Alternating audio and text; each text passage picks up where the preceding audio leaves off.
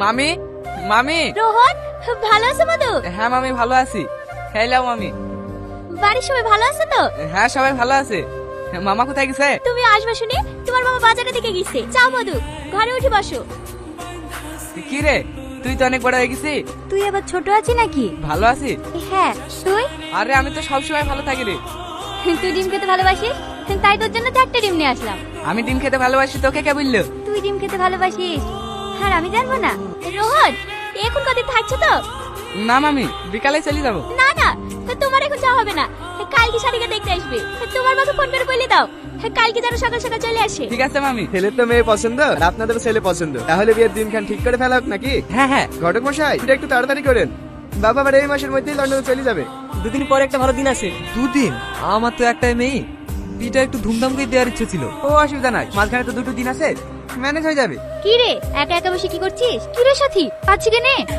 আমি বিয়ে করবো না, আমি একজনকে ভালোবাসি। কাকে? রোহনকে। ও জানে না? ওকে বলবো বলবো করে আমি ভয় বলতে পারিনি। তুমি একটু আব্বাকে বলো না। ঠিক আছে, আমি দেখছি। ছোট আব্বা, কিছু বলবা বৌমা?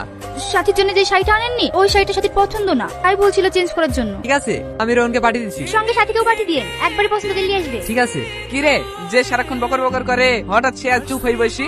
কালকে তোর বিয়ে, মন খারাপ করলে হবে? কালকে আমার বিয়ে, তুই খুব খুশি তাই না? খুশি হবে না? তোর বিয়ে বলে কথা।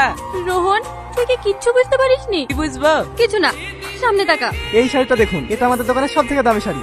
ভালো লাগছে না? তোর পছন্দ হয়েছে? আমার খুব ভালো লাগছে, আর তাছাড়া তুই বললে তোকে অনেক সুন্দর লাগবে। তাহলে এটাই নিয়ে নে। দাদা, এই শাড়িটা প্যাক করে দেন। তোরা একটু বাইরে যা, আমার ভাবির সাথে কিছু কথা আছে। ভাবি, আমাকে একটু রোহনের সাথে কথা বলার ব্যবস্থা করে দেবা ভাবি? ঠিক আছে, তুই ছাদে যা, আমি রোহনকে পাঠিয়ে দিছি। কি রে, কিছু বলবি? হ্যাঁ, তোকে যে কতগুলো বলতে পারিনি সেগুলো আজ বলবো। আমি ছোটবেলা থেকে একজনকে ভালোবাসি, অনেক ভালোবাসি। রোহন, হ্যাঁ মামা বলো। তুই তাড়াতাড়ি মিষ্টিগুলো নিয়ে চলে আসো গা। ঠিক আছে মামা। আমি তোকে ভালোবাসি রোহন, তুই আমাকে বিয়ে করতে পারবি রোহন? আব্বা, তুই যদি আমাকে আগে বলতি তাহলে এই বিয়েটা আমি কখনোই দিতাম না। তুই যে রোহনকে ভালোবাসিস সেটা যদি আজকে আমি জানতে না পারতাম তাহলে হয়তো তোর ব্যর্থতা দোষী তুই নিজেকেই মানতি। ভাই, সাথী যখন রোহনকে অনেক ভালোবাসে তাহলে বিয়েটা রোহনের সাথেই হোক। রোহন, তোর কোনো আপত্তি আছে নাকি? তোমরা যা ভালোবাসো তাই করো। তাহলে ওদের বিয়েটা আজকে দিয়ে দিই। আপনি কি বলেন? হ্যাঁ হ্যাঁ, আজকে দিয়ে দেন, আমার কোনো আপত্তি নাই।